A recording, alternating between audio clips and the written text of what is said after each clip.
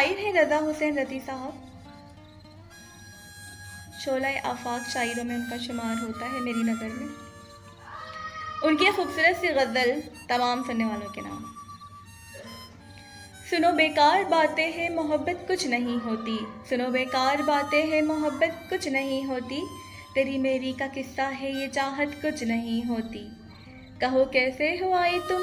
کہو کیا چاہیے تم کو، ارے چھوڑو بناوٹ یار الفت کچھ نہیں ہوتی،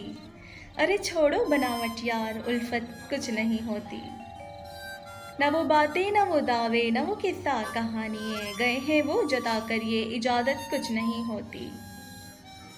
گئے ہیں وہ جتا کر یہ اجازت کچھ نہیں ہوتی،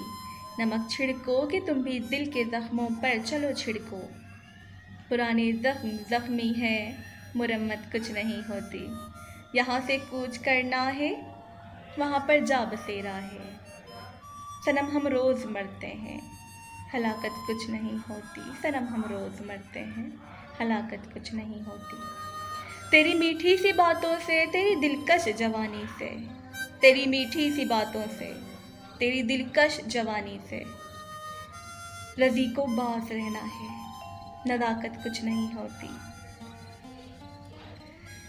بہت خوبصورت غزل ہے، امید ہے آپ سب کو پسند آئی ہوگی۔